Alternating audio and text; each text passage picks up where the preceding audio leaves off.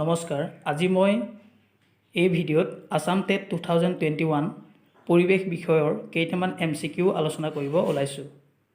1 number চাহ জনগোষ্ঠীৰ মাজত প্ৰচলিত এবিধ জনপ্ৰিয় পূজা হ'ল উত্তৰ কৰম পূজা।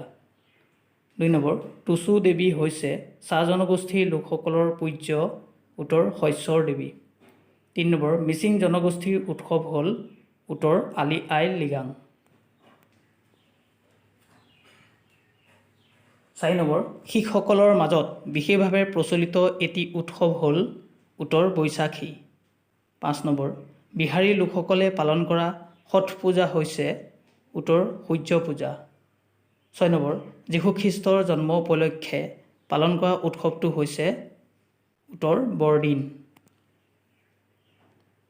7 নম্বৰ পোংগল উৎসৱ কোন প্ৰদেশৰ বৈশিষ্ট্য উত্তৰ তামিলনাডু।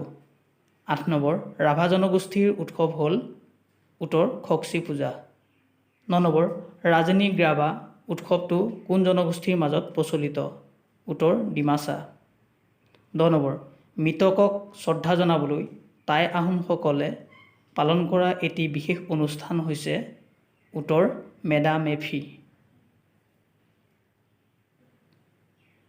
ভাল পালে মোৰ চেনেলটো লাইক কমেণ্ট আৰু শ্বেয়াৰ কৰিব, লগতে পিছৰ ভিডিঅ'সমূহ চাবলৈ মোৰ চেনেলটো ছাবস্ক্ৰাইব কৰিব। ধন্যবাদ।